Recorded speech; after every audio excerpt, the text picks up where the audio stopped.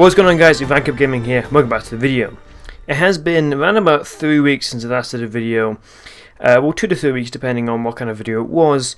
And for the most part, I have missed it. I really enjoy doing this sort of thing, and I'm glad to kind of be back. I say kind of be back. There's a few things that will be different if I continue to make videos.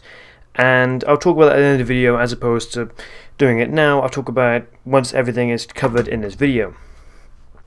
So of course today's topic is about Ghost Recon Wildlands and what I think of the game so far. Of course it is the closed beta, which does mean that there are going to be issues with it and it's not going to be perfect in any sense, but I do want to talk about it and basically say if you should maybe buy the game or not. If you haven't tried the beta or you can't get access to it, then definitely try it when there's an open beta, because there should be one. There usually are with this sort of thing.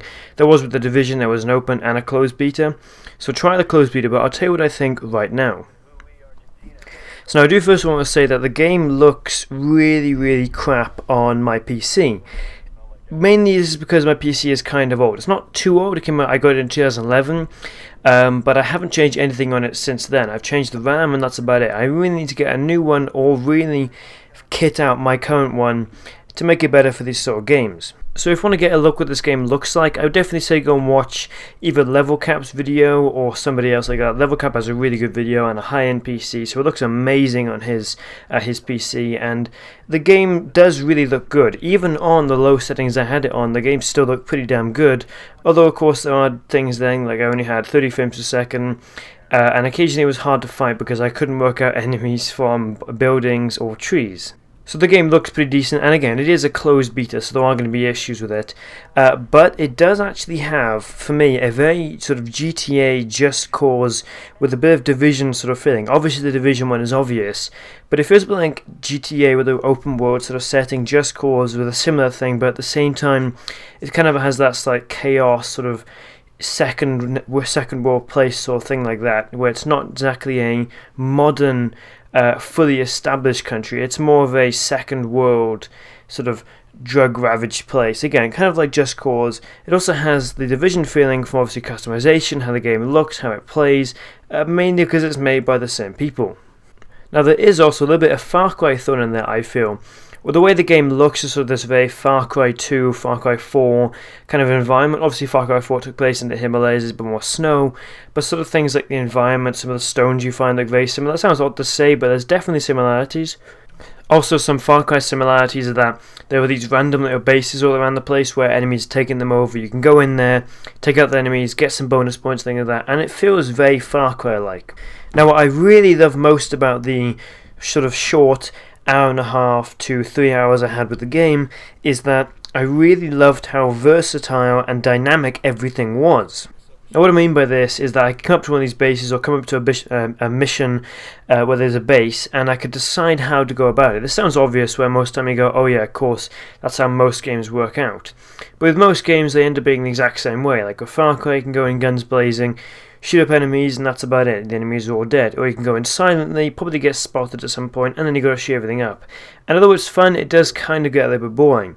With this game, I kind of felt like there was always going to be fun. The first time I went to a base, I tried doing it very stealthily, and I did manage to do that, and almost got detected at one point, but the enemy didn't fully detect me, so I managed to stay quiet. And then the second and third time I tried more of a perfect stealth, get in and out way. I managed to take out 2 or 3 guys, grab the guy I needed to get, walk out the base and escape. It was perfectly quiet and nothing happened with it. You can go in guns blazing, but that obviously isn't very effective. You're going to waste a lot of ammunition and probably get yourself killed. That's one thing I found a lot, was that I didn't have any health bar to tell how much health I had, and when I did lose health I couldn't heal. I had to wait for it to sort of heal itself. And sure, that's fine with games where you can take a couple of bullets, but I did really feel that occasionally I'd take 2 or 3 bullets and instantly be on the ground. For the most part, I think it was mainly just my PC. You know, it's kind of hard to notice enemies, stuff like that, meaning I was out of position all the time. But I still feel that occasionally it was a little bit too hard, and maybe it could be annoying if I was trying to do something and I had friends with me and none of us could get through. But for the most part, when I went down, my teammates would save me. Now, if you want to change up the game a little bit and have some awesome moments, you can totally do that. One of the things I did is actually landed a helicopter on top of a building, took out all the enemies from that building, and then to go up and stole another helicopter. It wasn't anything major and it wasn't an important base. I just thought it was really cool and really had sort of that amazing element to it where you just feel badass after doing it, and a sense of accomplishment as well. Like with Far Cry, where you take a base, you feel accomplished by doing it. You don't get any bonuses, but you do that, it feels awesome, and you feel really good about it. Another thing I did that's a very used tactic, but I sort of sniped from afar, took out all the snipers in the base, and was able to slowly walk in, take out close guards, interrogate the guy, and get back out another helicopter without ever being seen, of course, until I got in the helicopter, at which point people started shooting at me, and again, I thought it was badass in the way I was able to do that, and I have it feel so free-flowing. Occasionally with games like Far Cry, you occasionally, again, do that, and it sort of feels not contrived, but usually find out you have to do this or that, or certain strategies to it, or there's no real point of getting this because your next objective is here. The world is big enough where it felt traversable, and then actually you have to get things to go here quicker, but at the same time it was never too far away. Granted, it is only 1 out of 21 provinces in the full game, but for the most part I really enjoyed being in this one province. Now, the actual missions themselves are pretty basic. For the most part, it's a lot of go here, take out these guys, get access to this base, interrogate this guy, or go up and get this information, and that's about it. There was one mission where it was stop this convoy truck, stick a tag on it, and that's it, or even one that steal this guy's car and drive it here, and again, that's about it. I'd really like to see more diverse missions, again like Far Cry, where as you into these exclusive deep missions within inside the same game world. Even games like Skyrim do a similar thing, where it's places you can explore anyway, but when you do this mission the whole environment changes. Another game like that was The Division. When you go to Madison Square Garden, it's an entirely different place. You can walk around, do those different things, but again, you can go back there and explore it. I didn't play the full game, to be honest, The Division. I really need to at some point because I love the betas, but for the most part, when I played that beta, it was very similar to, again, Far Cry and Skyrim in the sense that it has these ever-changing levels within the world. Now, granted, this is the closed beta, and I wouldn't expect to have the full game as a beta. That obviously isn't realistic with any sense at all. So I do understand why the missions were maybe some more basic and simple ones as opposed to more the deep ones. But I do really hope that this isn't a recurring feature. And you know, with Mafia 3, it's a fantastic game, but a lot of the missions are go here, kill these guys, interrogate this guy, move on.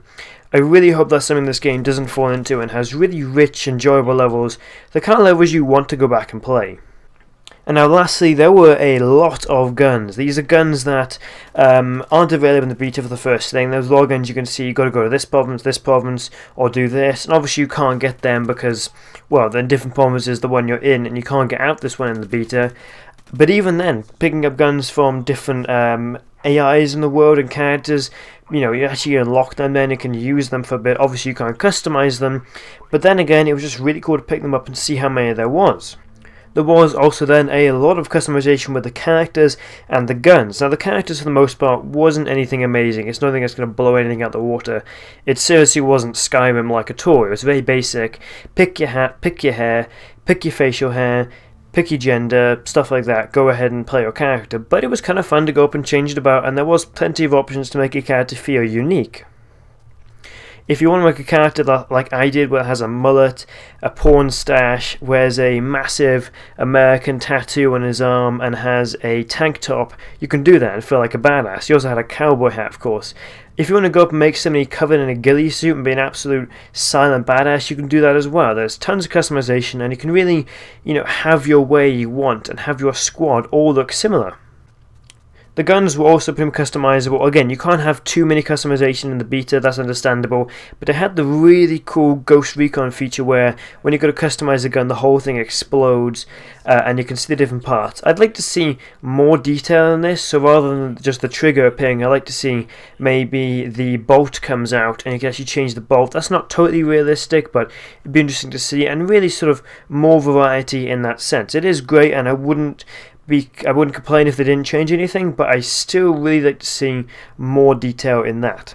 Now, I didn't get to play with friends much, but I've heard that it is actually really fun to do and can actually make the game a lot more interesting. So that's something I might do if I ever get this game.